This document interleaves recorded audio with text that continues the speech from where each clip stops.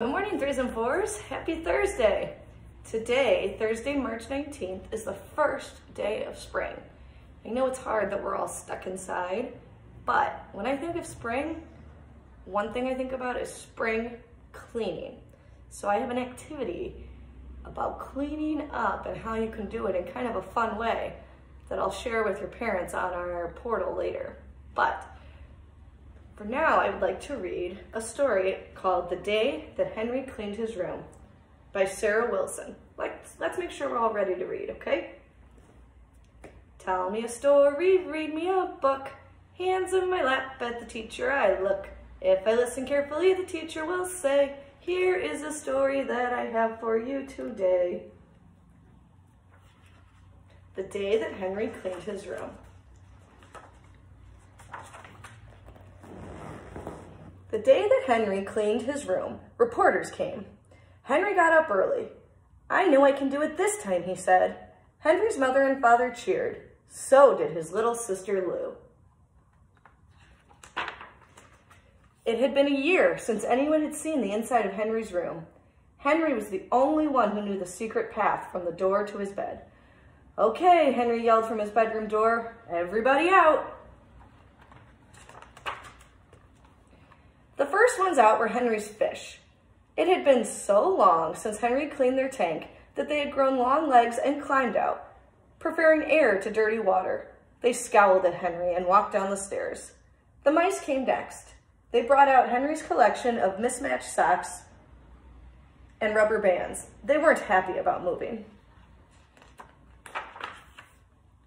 The raccoons came after them. They carried Henry's collections of corn cobs, stale hamburger buns, cereal boxes, and feathers. Henry's mother was shocked. Who are those animals, she asked, and why are they all so big? Henry's friends, said his father. He's kept them well fed. A flea circus came out of Henry's room and did cartwheels down the stairs. I knew there'd be bugs in there, said Henry's sister Lou.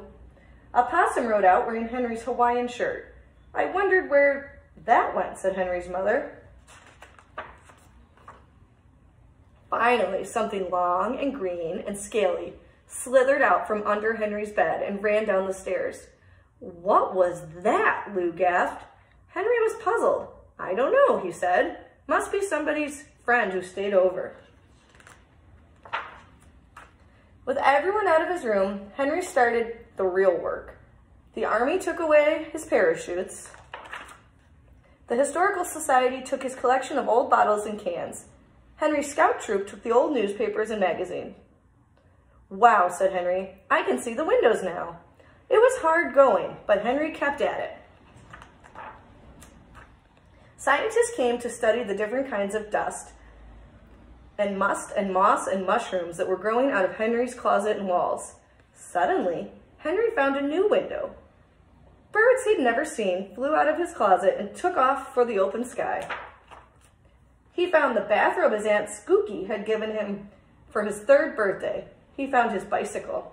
He found bird's nests and beach pebbles and old crayons and tennis shoelaces.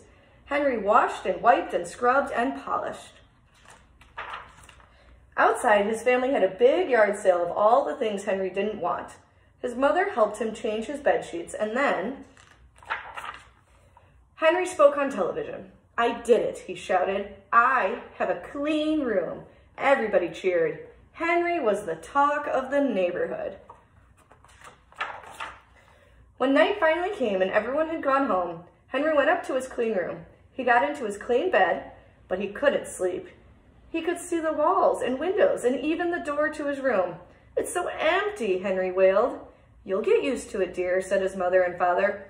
I like a clean room, said his sister Lou, but Henry lay awake staring into the dark until he heard the squeak of a window slowly opening. One by one, his old friends tiptoed back into the room, except for one long green scaly something that slithered under Henry's bed. They all carried something, socks, rubber bands, corn cobs, cereal boxes, feathers. They spread out comfortably on the floor. At least I'm not doing it, Henry said. When Henry's room was nice and messy again, everybody curled up in a cozy place to sleep. They were all very happy. It must be the clean room, Henry thought, and then he fell asleep too. The end. So friends, that's just a silly book. You should have clean rooms, but more about that later. All right, bye friends, hope you're having fun. Wash your hands and listen to your parents. Hopefully I'll see you soon.